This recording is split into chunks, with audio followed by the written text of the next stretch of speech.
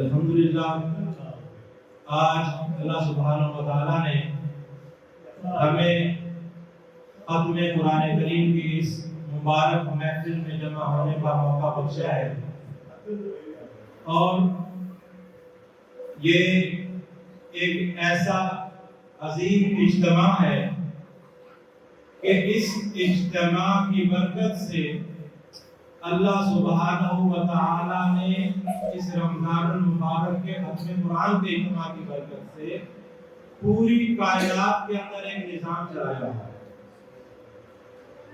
آج سے کم و بیش 1400 سال پہلے ایک دفعہ رسول کریم صلی اللہ علیہ وسلم جہاں پر اعتکاف فرما رہے تھے، باہر نکلے اور صحابہ کرام کو جمع کیا کہ آؤ آج سے تراویح کا اہتمام شروع کر دیں۔ میں کوشش کروں گا کہ ایک ایسا مسئلہ جو بہت زیادہ لوگوں میں کنفیوژن پیدا کر رہا ہے کہ تراویح کی مقدار کیا ہے، کیا تراویح 8 رکعت پڑھنی چاہیے یا تراویح کی 30 رکعت پڑھنی چاہیے۔ کوشش کروں گا کہ جلد سے جلد یہ مسئلہ سمجھا سکوں اور اس کے ساتھ ساتھ کچھ قرآن کے فضائل بھی بیان کر سکوں۔ جب حضور صلی اللہ علیہ وسلم نے صحابہ کرام کو جمع کیا کہ آؤ تراویح پڑھتے ہیں، تو پہلی رات اس جگہ پر جو صحابہ کرام آواز سن سکے تشریف لائے، آپ صلی اللہ علیہ وسلم نے امامت شروع کی۔ اب ذرا اپنے ذہنوں کے اندر تھوڑا سا گمان کریں کہ تراویح پڑھانے والے کون؟ رسول اللہ صلی اللہ علیہ وسلم۔ پڑھنے والے کون؟ صحابہ کرام رضوان اللہ تعالیٰ عنہم۔ کیسا مبارک اجتماع تھا تراویح کا، فرشتے بھی اکٹھے ہوئے ہوں گے کہ رسول اللہ صلی اللہ علیہ وسلم کی تلاوت سنیں۔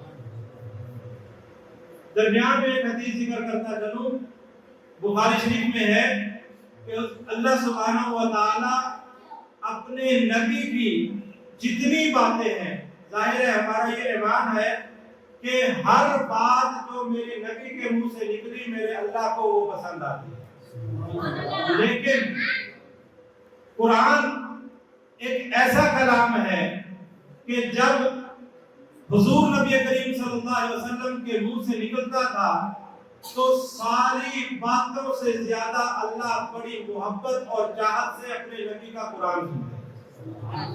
اب قرآن اللہ کا نبی پڑھ رہا، سننے والے صحابہ کرام، اور پڑھا کب تک؟ آج ہم لوگ گنتی کا 30 سے 40 منٹ قرآن پڑھتے ہیں۔ اللہ کے نبی نے پڑھنا شروع کیا، صحابہ کرام فرماتے ہیں کہ ہمیں لگا اگر جلدی نماز ختم نہ ہوئی تو سحری نہیں کر سکے۔ پوری رات پڑھا، اللہ کے نبی نے پوری رات پڑھا۔ دوسرا دن آیا، اب جو قریب کے لوگ تھے بات دور تک گئی کہ تراویح کون پڑھا رہے ہیں؟ اللہ کے نبی پڑھا رہے ہیں۔ سارے صحابہ اکٹھے، مسجد چھوٹی پڑ گئی، تراویح شروع کی، پوری رات تراویح پڑھائی۔ صحابہ نے ذکر کیا کہ ہمیں خدشہ ہوا کہ اگر آج بھی جلدی سلام نہ پھیرا تو سحری کا موقع نہیں ملے گا۔ تیسری رات اب مجمع اتنا زیادہ ہو گیا کہ شہر بھی چھوٹا پڑنے لگے، سب کو شوق تھا کہ اللہ کے نبی کے پیچھے تراویح پڑھے۔ اب جب مشقت دیکھی تو حضور صلی اللہ علیہ وسلم نے ارشاد فرما دیا کہ ایسے نہیں، اگر ایسے پڑھو گے تو بڑی مشقت ہو جائے گی، اب علیحدہ علیحدہ پڑھو۔ علیحدہ علیحدہ تراویح شروع ہو گئی۔ سیدنا ابو بکر صدیق رضی اللہ تعالیٰ عنہ کا دور آیا، تراویح علیحدہ علیحدہ پڑھتے رہے۔ سیدنا عمر رضی اللہ تعالیٰ عنہ کا دور آیا، تراوی علیحدہ علیحدہ پڑھ رہے تھے، لیکن علیحدہ سے مراد یہ نہیں کہ ایک ایک آدمی پڑھ رہا تھا، بلکہ گروہوں کی شکل میں، ٹکڑیوں کی شکل میں، مسجد کے اس کونے میں کچھ کھڑے ہیں، مسجد کے کچھ کونے میں کھڑے ہیں، سارے تراویاں پڑھ رہے ہیں۔ اب سیدنا عمر رضی اللہ تعالیٰ عنہ نے دیکھا کہ مسجد میں شور ہے، مسجد نبوی میں ادھر ایک قاری پڑھ رہا، ادھر دوسرا قاری پڑھ رہا، ادھر تیسرا پڑھ رہا، تو فرمایا کہ میرا جی چاہتا ہے کہ میں ان کو اکٹھا کروں تاکہ یہ علیحدہ علیحدہ پڑھنے والے مسئلے ختم ہو جائے۔ تو اب سیدنا عمر رضی اللہ تعالیٰ عنہ نے، اب صحابہ کون کون موجود ہیں؟ عشرہ مبشرہ میں بھی موجود ہیں، سیدنا عثمان غنی بھی موجود ہے، سیدنا شیر خدا علی مرتضیٰ بھی موجود ہے، سیدنا حسن بھی موجود ہے، سیدنا حسین بھی موجود ہے، سارے صحابہ کرام موجود ہیں۔ اگر یہ مسئلہ غلط کرتے تو کیا کوئی آ کے کہتا نا کہ آپ یہ کیوں کر رہے ہیں کہ سارے اب تک علیحدہ تراویح پڑھ رہے تھے، جماعت کیوں کر رہے ہیں؟ کسی نے انکار نہیں کیا تو اس کا مطلب یہ ہوا کہ سارے راضی تھے اس اجتماع پر۔ اب امام کون کھڑا کیا جائے؟ سارے صحابہ کرام موجود ہیں، اور یہ شریعت کا اصول ہے کہ سب سے اعلیٰ پڑھنے والا ہی امام مقرر کیا جائے۔ سیدنا عمر رضی اللہ تعالیٰ عنہ نے حضرت ابی ابن کعب رضی اللہ تعالیٰ عنہ کو امام مقرر کیا۔ اب سوچنے والا کوئی سوچتا ہوگا کہ اتنے صحابہ کی موجودگی میں ابی ابن کعب رضی اللہ تعالیٰ عنہ کی کیا خاصیت ہے؟ سوچنا چاہیے نا۔ اب جب ہم بخاری شریف میں جاتے ہیں تو ہمیں ایک روایت ملتی ہے کہ رسول اللہ صلی اللہ علیہ وسلم مسجد نبوی میں تشریف لائے، دیکھا ابی ابن کعب بیٹھے ہوئے، فرمایا کہ اے ابی ابن کعب، مجھے اللہ نے حکم دیا ہے کہ جاؤ ابی ابن کعب کو قرآن سناؤ، ابی ابن کعب کو قرآن سناؤ۔ کیوں؟ کہ قرآن سے ان کو شغف تھا، قرآن خوبصورت پڑھتے تھے۔ صحیح بخاری میں ہی ایک روایت کے اندر آتا ہے کہ رسول اللہ صلی اللہ علیہ وسلم نے ارشاد فرمایا کہ اے میرے صحابہ، اگر قرآن سیکھنا ہے تو 4 صحابہ سے سیکھو۔ پہلے نمبر پر ابی ابن کعب، دوسرے نمبر پر سالم مولا ابی حذیفہ، تیسرے نمبر پر حضرت عبداللہ ابن مسعود، چوتھے نمبر پر معاذ ابن جبل۔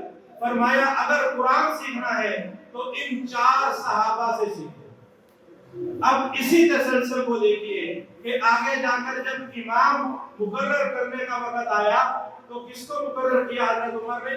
حضرت ابی ابن کعب کو، کیونکہ اللہ نے حکم دیا تھا کہ میرے محبوب مصلی سنانا ہے تو ابی ابن کعب کو سنانا۔ اب آگے چلیے، اب یہ جو 4 صحابہ ہیں ان کی بھی بڑی خاصیت ہے۔ حضرت سالم ایک دفعہ سیدنا عائشہ رضی اللہ تعالیٰ عنہ اپنے حجرہ میں مزمزم پریشان کھڑی ہے اور بڑے کان لگا کر کسی چیز کو سننے کی کوشش کر رہی ہے، تو حضور صلی اللہ علیہ وسلم نے ارشاد فرمایا کہ اے عائشہ، ما حسبتی، کیا مسئلہ ہے کہ آپ بڑے انہمام سے کچھ سن رہی ہیں؟ تو کہنے لگی کہ یا رسول اللہ، میں نے دیکھا کہ آج تک کسی نے اتنا خوبصورت قرآن نہیں پڑھا جتنا آج مسجد نبوی سے آواز آ رہا۔ اب رسول اللہ صلی اللہ علیہ وسلم باہر تشریف لے گئے تو جا کر دیکھا کون تھے؟ سالم مولا ابی حذیفہ رضی اللہ عنہ، اور باہر نکل کر فرمایا کہ تمام تعریف اس ذات کی ہے کہ جس نے میری امت کے اندر آپ جیسے قاری پیدا کیے، خوبصورت قرآن پڑھنے والے۔ یہ دوسرے تھے۔ تیسرے حضرت عبداللہ ابن مسعود رضی اللہ تعالیٰ۔ چوتھے کون ہیں؟ حضرت معاذ بن جبل، ان کا بھی بڑا زبردست ایک قسم کا لطیفہ ہی ہے. ایک دفعہ حضور صلی اللہ علیہ وسلم نے بنو سلمہ کی مسجد کے اندر امام مقرر کر دیا. توجہ ادھر رکھیں. حضرت معاذ بن جبل رضی اللہ تعالیٰ عنہ کو حضور صلی اللہ علیہ وسلم نے بنو سلمہ کی مسجد کا امام مقرر فرمایا. اب قرآن اتنا شاندار پڑھتے تھے اور اتنی محبت سے پڑھتے تھے کہ یہ اندازہ ہی نہیں رہتا تھا کہ میں کہاں ہوں اور کیا کر رہا ہوں. عشاء کی نماز شروع ہوئی، صحابہ بنو سلمہ کے آئے، نماز شروع کی. اب دن کے تھکے ہوئے کام کاج سے پریشان آئے، جماعت میں کھڑے ہو گئے. اب انہوں نے شروع کر دی سورہ بقرہ. پڑھتے پڑھتے پڑھتے قرات لمبی، یہ مگن ہے قرآن میں. کیوں کہ یہ ایسا کلام ہے کہ جس کو اس سے شرف حاصل ہو جائے وہ ماں سوا بھول جاتا ہے کہ وہ قرآن سن رہا ہے یا قرآن پڑھ رہا ہے.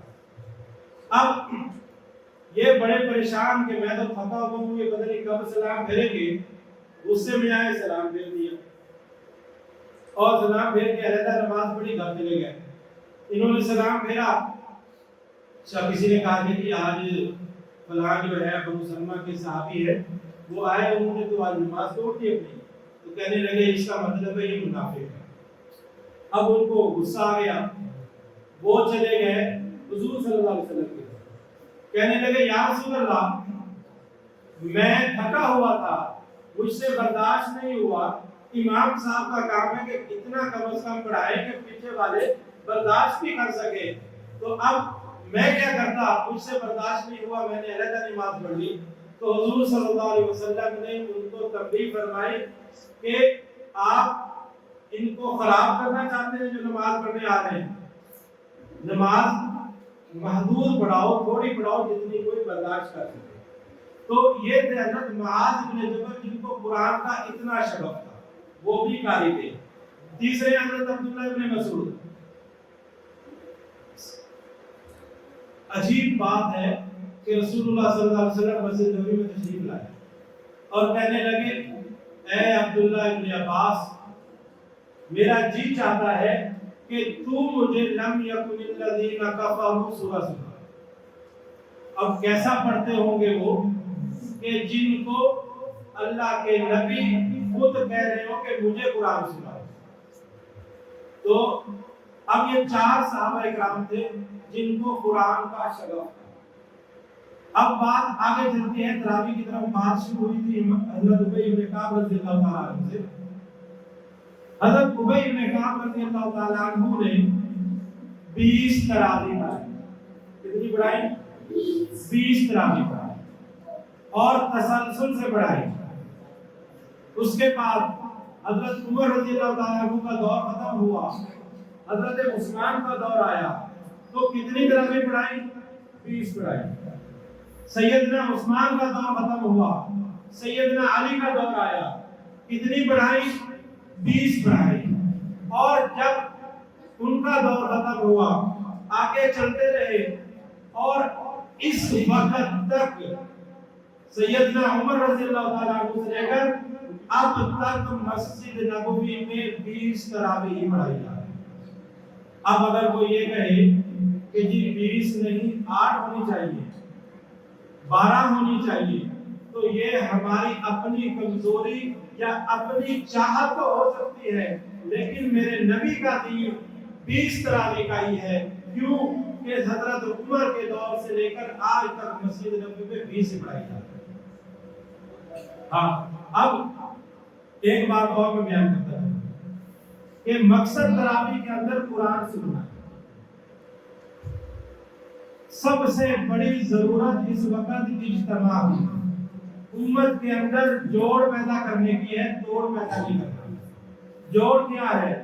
اگر کسی مسجد کے اندر 20 تراویح ہو رہی ہے تو اب کسی کو یہ نہیں چاہیے کہ وہ 8 پڑھ کے چلا جائے، اس کو 20 پڑھنی چاہیے. اگر کسی مسجد میں جماعت 8 بھی ہو رہی ہے تو اب اس کو چاہیے وہاں 8 پڑھے، اب 20 کی شرارت نہیں کرنی چاہیے. دونوں طریقے سے ہی ہے، لیکن درمیان میں بھاگنے والا طریقہ سے. حضور صلی اللہ علیہ وسلم کے دور میں جتنی بھی کتابیں پڑھائی گئی، بعد میں صحابہ نے جتنی پڑھی، سب کا مقصد قرآن پڑھنا تھا. جب سیدنا ابی بن کعب رضی اللہ تعالیٰ عنہ تراویح پڑھا رہے تھے تو اس انداز میں پڑھا رہے تھے کہ حضرت علی رضی اللہ تعالیٰ عنہ کے دور میں جب صحابہ کرام کی عمریں زیادہ تھی، کمزور ہونا شروع ہو گئے، تو فرماتے ہیں کہ یہ حالات ہو جاتے تھے کہ ہمیں کھڑے ہونے کے لیے سہارے کی ضرورت پڑتی تھی. ہم لکڑیاں کھڑی کر کے اس کے اوپر ٹیک لگا کر بھی تراویح پوری پڑھتے تھے، نہ کہ 8 پڑھ کے بھاگ جائے، نہ کہ 12 پڑھ کے بھاگ جائے.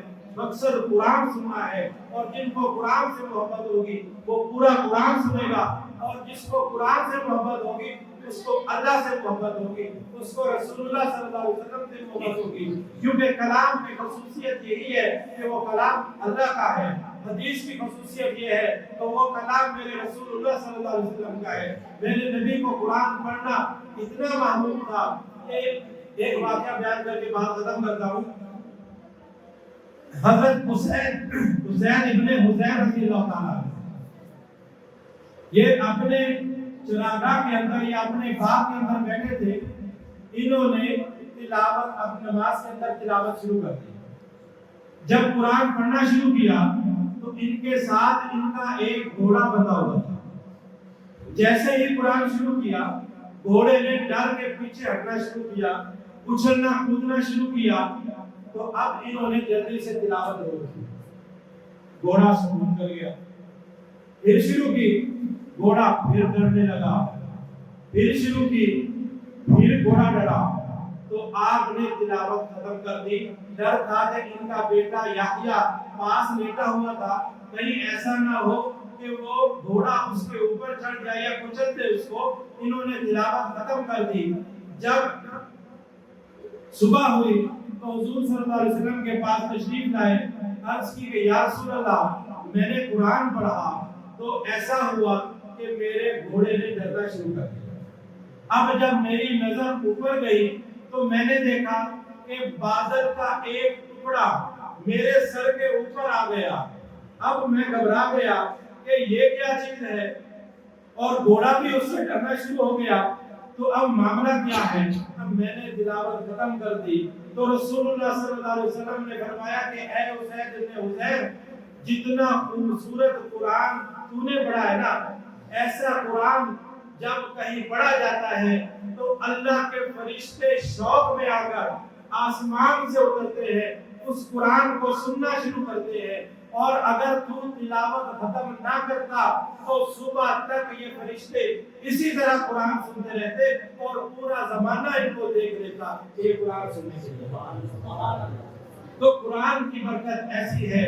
اور آخر میں یہ بات آپ کو بتاتا چلوں کہ ذرا غور سے اس بات کو اپنے ذہن میں بٹھا لیں اور تھوڑا سوچیں بھی صحیح اس کے اوپر کہ صحابہ کرام بیٹھے ہوئے، کسی کا درجہ کیا، کسی کا درجہ کیا، بڑے اعلیٰ درجے کے صحابہ کرام. تو میرے آقا نے کیا فرمایا؟ خیرکم، خیرکم، تم سارے صحابہ میں سب سے افضل کون؟ من تعلم القرآن وعلمہ، جو قرآن پڑھے اور پڑھائے. ان کا درجہ سب سے بڑا. کیوں؟ کہ یہ لوگ میرے رب کے کلام کو یاد کریں. حضرت موسیٰ اشعری رضی اللہ تعالیٰ عنہ ایک دفعہ قرآن پڑھ رہے تھے. میرے نبی صلی اللہ علیہ وسلم کو قرآن سے بڑی محبت، بڑا خوبصورت اور بڑا شوق تھا قرآن سننے کا. حضرت موسیٰ اشعری قرآن پڑھ رہے ہیں، یہ آئے اور قرآن حضور صلی اللہ علیہ وسلم آئے اور کان لگا کر سنا اور فرمایا کہ اے ابو موسیٰ اشعری، جتنا خوبصورت تو قرآن پڑھ رہا تھا، کاش تو اس وقت میرے تاثرات کو دیکھ سکتا کہ میرے چہرے کے تاثرات کیا تھے. مجھے کتنی خوشی محسوس ہو رہی تھی کہ جب تو قرآن پڑھا. ایک لفظ پر ایک نیکی پر. اور اندازہ لگائیں کہ قرآن میں کتنے حروف ہیں. ہر حرف پر اگر ایک پڑھنے والے کو ایک نیکی ملتی ہے تو یہ ننھا سا طالب علم جب صبح سے شام تک قرآن پڑھتا ہے ذرا اس کے نامہ اعمال میں دیکھنا کہ کتنی زیادہ نیکیاں ایک دن کی ایک دن کی نیکیاں آپ شمار نہیں کر سکو گے. کیوں کہ اس نے پڑھنا ہے الحمدللہ. ڈاکٹر صاحب نے کہنا تم نے غلط پڑھا پھر پڑھتا جا رہا ہے سارا دن رٹے لگا رہا ہے. ہر نیکی پہ دیکھو تو صحیح کتنے ہوں گے. جب یہ قرآن حفظ کرے گا تو اس کا مقام کہاں سے کہاں پہنچ جائے گا. ایسے نہیں کہہ دیا جیسے حافظ صاحب نے رات کے اندر کہا کہ اللہ تعالیٰ ایک تاج پہنائے گا حافظ قرآن کے بعد. کیوں پہنایا جائے گا؟ کیونکہ انہوں نے کام ہی اتنا بڑا کیا کہ اس بچے کے 2-2.5 سال قرآن حفظ کرنے کے دوران ایک ایک لفظ پر جب اتنی نیکیاں ملی اس کا نامہ اعمال کہاں تک پہنچ جائے گا. تو اس کے ماں باپ کا تاج تو بنتا ہی ہے.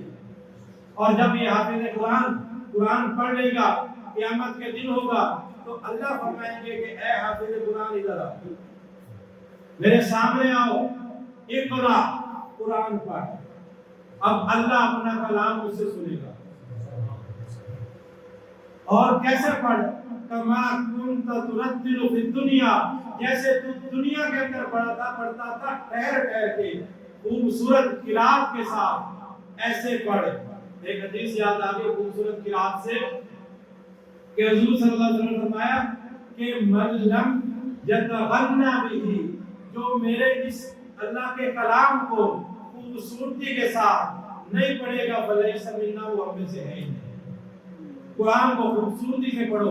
ادھر اللہ فرما رہے ہیں کہ وَرْتَقِي كَمَا كُنْتَ تُرَتِّلُ فِي الدُّنْيَا اب ایسے قرآن پڑھو کہ جیسے تو دنیا کے اندر ٹھہر کر قرآن پڑھتا تھا اور ہر ایک لفظ پر ایک درجہ بلند ہوتا ہے.